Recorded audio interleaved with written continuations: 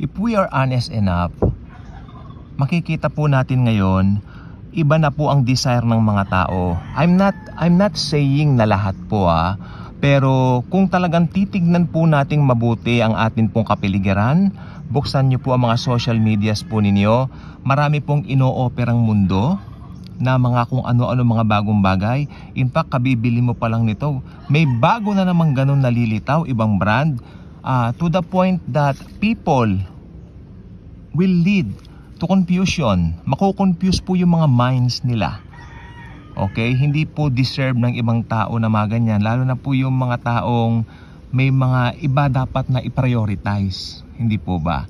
So, ang nakikita ko lang po dito is yung nagawa po ng siyensya, number one, maganda po.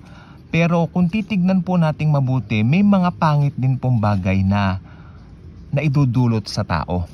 Okay, deserve po natin maging masaya. Okay, hindi po natin deserve na dahil sa mga bagay na yan, ma-down po tayo. Yan pong nasa larawan po niyan ay nagpapakita lang po ng present na kalagayan nitong ating daigdig sa ngayon. Mga tao po ngayon, in fact, ang gamit ko po ngayon ay iPhone. Hindi po ito model. Ito po ay lumang iPhone. Somewhere in the some years back, pero hindi po ito yung bago ngayon na, 'di ba, na talagang dinidesire. Actually, hindi lang po iPhone So iba't iba pong mga brands ng telepono. Actually, ang pinaka gusto ko pong telepono ngayon, kung ako pong tatanungin nyo, yung Huawei Pro 60. Yun, Pro 60 ba ang tawag doon? Yun po ang pinaka gusto kong telepono ngayon. May kamahalan po siya, pero hanggang doon lang. Gusto ko, kung bibigay ni Lord, ibibigay niya in the future. Pero yung point kasi, may mga iba tayong kilala mga tao na maski wala ng pera, gumagawa ng paraan to the point na makuha yung mga bagong gamit na ganyan, which is mali po. Bilang nangangaral po ng salita ng Panginoon, ito po ay akin pong bibigyan po ng diin. Okay? Lalo na po kung ikaw ay hindi mananampalataya, okay, yung nasa larawan po na yan, applicable lang po yan sa mga hindi believers. Kasi kung believers ka ni Jesus, kung ikaw ay believer rather ni Jesus, alam mo kung saan mo ilalagay ang mga priorities mo. Minsan parang nasa-sidetrack tayo, pero binabalik tayo kasi meron tayong Holy Spirit. Ngayon ang mundo, ang nakakatakot po nito, parang inihahanda na po yan ng Antikristo. Kasi tignan po ninyo, ano po ba ang purpose ng Antichrist? Papalitan niya si Kristo sa puso ng mga tao, hindi ba? Papalitan niya yung pagsamba sa Panginoong Hesus para siya ang sambahin. So makikita po natin, ito po ay paghahanda para po sa nalalapit na epipany ng Antikristo. Pero kung alam po natin na ang priority natin ay si Jesus, hindi po tayo maliligaw. In fact, sabi ni Jesus, lumapit kayo sa akin at kayo aking bibigyan. Humanap kayo'y makakatagpo. Actually, ito pong teleponong ito, regalo lang po ito sa akin.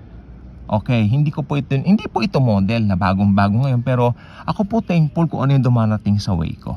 Nagulat po ako dito, kaya alam niyo po ba ang sabi ko lang, thank you Jesus. Hindi ko naman po ito yung talagang parang gagawa ko ng parang para bilhin ko yan. Hindi po.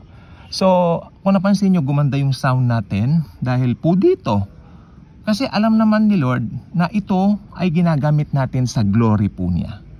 Pero yung sumobra po kasi ang ano ng mundo ngayon. Actually, hindi lang po sa iPhone yan Maski yung ibang brand ng telepono, nakita ko po yung ugali ng mga bata ngayon, nagbabago.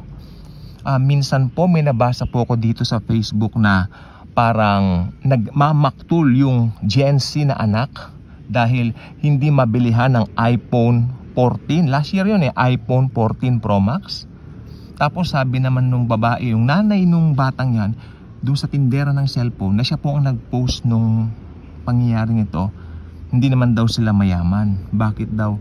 Yung anak niya, gusto yun. Pero para matigil yung pagmamakdol, nagpunta yung nanay niya sa tindahan ng telepono, naghahanap ng phone na pwede sa anak niya.